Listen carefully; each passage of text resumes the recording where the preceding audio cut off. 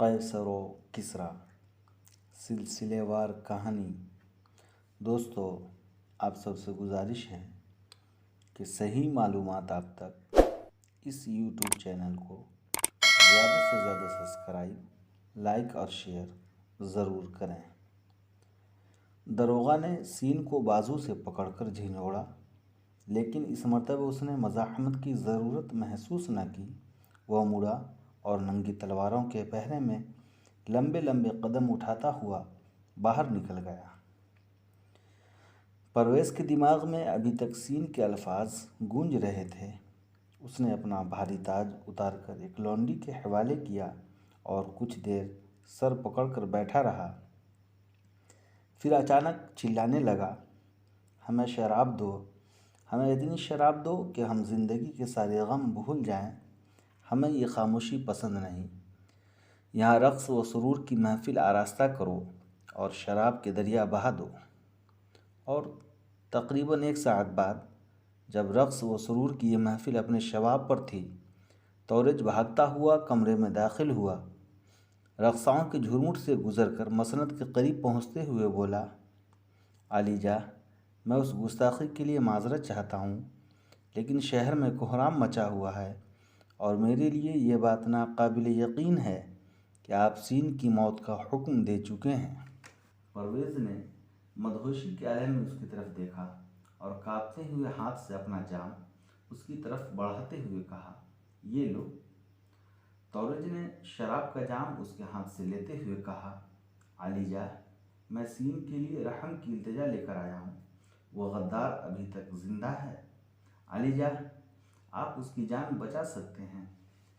اس کی جان اب کوئی نہیں بچا سکتا۔ تم یہاں بیٹھ جاؤ۔ عالیجا، بیٹھ جاؤ، یہ ہمارا حکم ہے اور تم جانتے ہو کہ ہمارے حکم عدولی کی سزا کیا ہو سکتی ہے۔ تورج نے انتہائی اضطراب کی حالت میں مسند سے کچھ دور بائیں طرف ایک کرسی پر بیٹھ گیا اور پرویز نے کچھ دیر خاموشی سے اس کی طرف گھور گھور کر دیکھنے کے بعد کہا، تمہیں ہماری شراب پسند نہیں؟ تورج نے جلدی سے شراب کا جام خالی کرنے کے بعد کہا، عالیجا، سین آپ کا جانثار ہے۔ پرویز نے جھلا کر کہا، یہ ابھی تک سین کا ذکر کر رہا ہے، اسے اور شراب دو۔ ایک لونڈی نے جلدی سے آگے بڑھ کر اپنی سراہی سے تورج کا خالی جام بھر دیا اور اس نے مجبوراً چند اور گھونٹ پی لیے۔ پرویز نے کہا، ہم تمہیں سین کی جگہ قسطنطنیہ کی مہم پر بھیج رہے ہیں، لیکن یہ ایسی باتوں کا وقت نہیں۔ تم جی بھر کر شراب پیو، پھر تمہیں سین کا خیال نہیں ستائے گا۔ تمہیں یہ رقص پسند نہیں؟ مجھے یہ رقص بے حد پسند ہے عالیجا۔ تورج کا رنج و اضطراب دور ہو چکا تھا۔ لونڈی چوتھی مرتبہ اس کا جام بھرنے کے لیے آگے بڑھی تو تورج نے اس کے ہاتھ سے سراہی چھین لی اور یکے بعد دیگرے 2 اور جام بھر کر خالی کر دیے۔ اس عرصہ میں ایک اور لونڈی پرویز کو ایک نیا جام پیش کر چکی تھی۔ پرویز نے چند گھونٹ پینے کے بعد خمار آلود نگاہوں سے تورج کی طرف دیکھا اور کہا، تم ہمارے پاس ایک غدار کے لیے درخواست لے کر آئے تھے؟ نہیں عالیجا، اس نے شکست خوردہ لہجے میں جواب دیا، لیکن تم یہ کہتے تھے کہ شہر میں کہرام مچا ہوا تھا۔ ایک ثانیے کے لیے تورج کے دماغ سے شراب کا نشہ اتر گیا اور اس نے خوف زدہ ہو کر کہا، نہیں عالیجا، آپ کی رعایا کسی غدار کے حق میں آواز بلند کرنے کی جرأت نہیں کر سکتی۔ ہمیں صرف اس بات کا افسوس ہے کہ ہمارے کانوں تک اس غدار کی چیخ نہیں پہنچ سکی، لیکن معلوم ہے کہ اس نے ہمیں کیا دھمکی دی ہے۔ نہیں عالیجا، اگر میں یہاں موجود ہوتا تو اسے زبان کھولنے کا موقع نہ دیتا۔ تمہیں ایسے موقعوں پر غیر حاضر نہیں رہنا چاہیے۔ تم کہاں تھے؟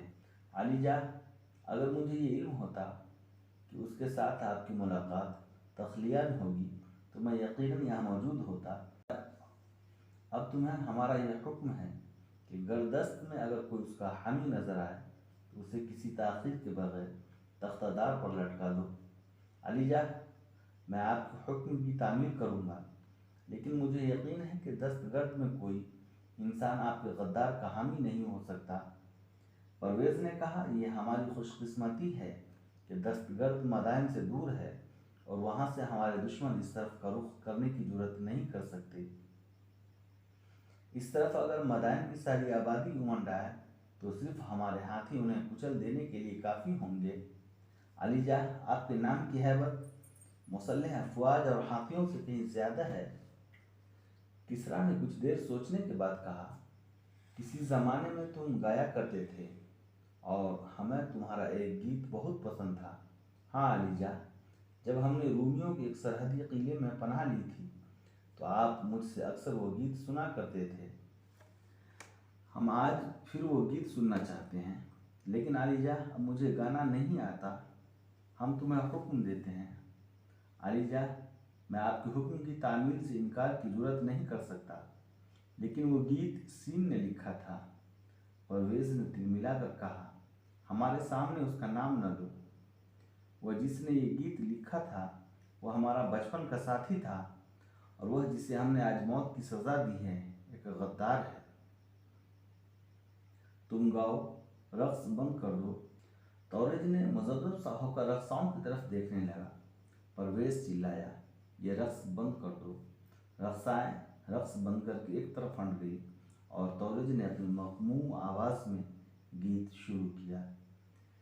ہم بے سر و سامانی کی حالت میں مدائن سے نکلے ہیں، لیکن ہم اپنی فتوحات کے پرچم لہراتے ہوئے واپس آئیں گے اور ایران کی تاریخ ہماری خون سے لکھی جائے گی۔ بہرام ایک غاصب ہے اور پرویز ہمارا شہنشاہ ہے۔ نوشیروان کا تاج صرف پرویز کی سر پر زیب دیتا ہے اور ساسانیوں کی عظمت صرف اس کے دم سے قائم ہے۔ دجلہ اور فرات کی لہریں گواہ ہیں کہ ہم پرویز کے جانثار ہیں اور وہ روئے زمین کی آخری حد تک اس کا ساتھ دیں گے۔ ہم مدائن کی اجڑے ہوئے ایوانوں کو دوبارہ آباد کریں گے۔ ہم اپنے خون اور آنسوؤں سے ایران کی مقدر سیاہی کو دھوئیں گے۔ ہم اپنی ہڈیوں سے پرویز کے نئے قلعے کی تعمیر کریں گے اور ہم دنیا بھر کے تاج نوچ کر اس کے قدموں میں ڈھیر کر دیں گے۔ تورج کی آواز اس کے قابو میں نہ تھی۔ وہ بڑی مشکل سے اپنی سسکیاں ضبط کرنے کی کوشش کر رہا تھا۔ اس کی آنکھوں میں آنسو چھلک رہے تھے۔ وہ پرویز کی نگاہوں سے بچنے کے لیے سر جھکائے ہوا تھا۔ اس نے گیت ختم کرتے ہی شراب کا ایک جام بھرا اور منہ کو لگایا۔ آنسوؤں کے موٹے موٹے قطرے اس کی آنکھوں سے ٹپکے اور شراب کے جام میں جا گرے۔ پرویز بولا، تورج، آج ہمیں تمہارا گیت پسند نہیں آیا۔ تمہاری آواز تمہاری صورت سے زیادہ بھونڈی ہے۔ تورج نے بڑی مشکل سے جواب دیا، علی جاں، مجھے اس بات کا احساس تھا میری آواز آپ کو پسند نہیں آئے گی۔ میں نے صرف آپ کے حکم کی تعمیل کی تھی۔ پرویز رقصاؤں کی طرف متوجہ ہوا، تم کیا دیکھ رہی ہو؟ گاؤ، ناچو۔ رقصاؤں اور مغنیوں نے اس کے حکم کی تعمیل کی اور تھوڑی دیر بعد جب یہ محفل اپنے شباب پر تھی، محل کا داروغہ جھجکتا ہوا کمرے میں داخل ہوا اور آگے بڑھ کر سہمی ہوئی آواز میں بولا، علی جاں، آپ کے حکم کی تعمیل ہو چکی ہے۔ محفل پر ایک سناٹا طاری ہو گیا۔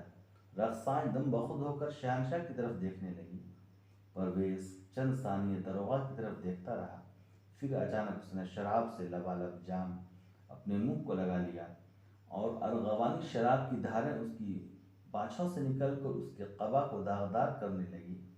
پھر اس نے جام خالی کر کے دیوار کے ساتھ دے مارا اور کہا، اس نے لوگوں کے سامنے ہماری توہین کی ہوگی۔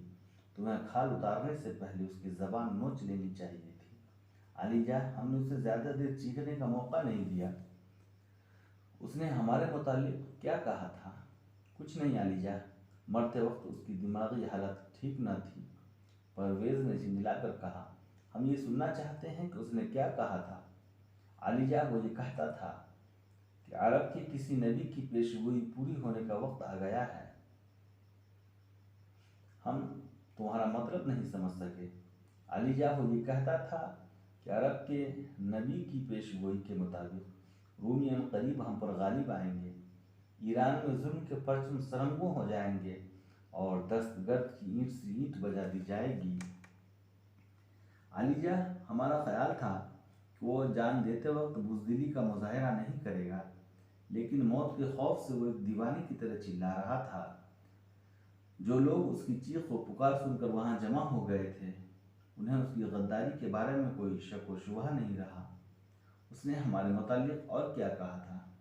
علی جان میں اس کے الفاظ دہرانے کی جرت نہیں کر سکتا۔ پرویز غضبناک ہو کر چلایا، ہم تمہیں حکم دیتے ہیں۔ علی جان وہ کہتا تھا کہ مجھے اپنی موت کا افسوس نہیں بلکہ اس بات کا افسوس ہے کہ میں نے اپنی ساری زندگی ایک ظالم کی خدمت میں بسر کی ہے۔ آج میں اپنے اعمال کی سزا بھگت رہا ہوں، لیکن مجھے یہ اطمینان ہے کہ میرے قاتل کا انجام مجھ سے زیادہ عبرتناک ہوگا۔ اس نے لوگوں کو بغاوت پر اکسانے کے لیے بھی کہا تھا کہ ایران اپنے ظالم حکمران کی حوث گیری کی تسکین کے لیے انگنت قربانیاں دے چکا ہے، اور اگر تمہارے نزدیک اپنے بیٹوں اور بھائیوں کے خون کی کوئی قیمت ہے تو تمہارے لیے صلح اور امن کا دروازہ کھلا ہوا ہے، ورنہ میں وہ وقت دیکھ رہا ہوں جب ایران کی رگوں سے خون کا آخری قطرہ بہہ چکا ہوگا۔ تم رحم کی بھیک مانگو گے لیکن تمہاری التجائیں ٹھکرا دی جائیں گی۔ علی جان یہ ممکن تھا کہ چند احمق اس کی باتوں سے گمراہ ہو جاتے، لیکن ہم نے اسے زیادہ دیر بکنے کا موقع نہیں دیا۔ پرویز نے پوچھا، وہ عرب کا نبی کون ہے جس نے ہمارے متعلق پیشگوئی کی ہے؟ علی جان مجھے معلوم نہیں، میرا خیال ہے کہ سین نے لوگوں کو مرعوب کرنے کے لیے یہ بات کہی ہوگی۔